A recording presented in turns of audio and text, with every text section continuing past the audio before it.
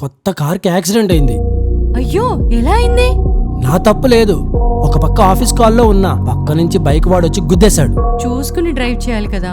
పోన్లేండి, మీకేం కాలేదు. Car driving గురించి నువ్వు నాకు చెప్తున్నావా? అవునండి, నేను కార్ నేర్చుకుంటా. డైలీ మిమ్మల్ని ఆఫీస్ దగ్గర దింపుతా. హ్యాపీగా మీరు ఆఫీస్ కాల్స్ అటెండ్ అవ్వచ్చు. ఏంటేంటి, నువ్వు కార్ డ్రైవ్ చేసి నన్ను డ్రాప్ చేస్తావా? హలో, పగటి కలలు మానేసి ఇంటి పని చూడు.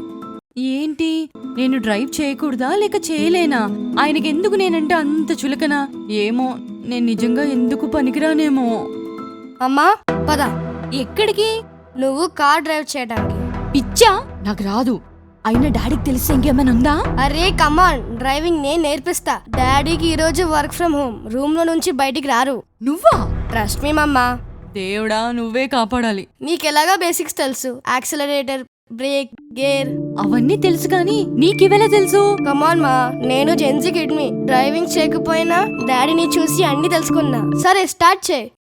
గేర్ ని డ్రైవ్ మోడ్ లో పెట్టి బ్రేక్ మీద నుంచి కాల్ తీసి యాక్సిలరేటర్ మీద పెట్టి స్లోగా ప్రెస్ చేయి. చేస్తున్నా. స్టీరింగ్ అడ్జస్ట్ చేసుకో. ఒరే, భయంగా ఉందిరా. రిలాక్స్ గా కాన్ఫిడెంట్ గా ఉండు. హే, కార్ మూవ్ అవుతుంది, వస్తుంది. ఈజీనే. నువ్వు సూపర్ అమ్మా. సరే, డాడీకి కాఫీ టైం అయింది, ఇంటికి పద. ఎక్కడి నుంచి వస్తున్నారు? అమ్మకి కార్ డ్రైవింగ్ వచ్చేసింది, ప్రాక్టీస్ కూడా చేసింది. చాలే పోరా. నాకు తెలుసు మీరు నమ్మరని, అందుకే వీడియో కూడా తీసా.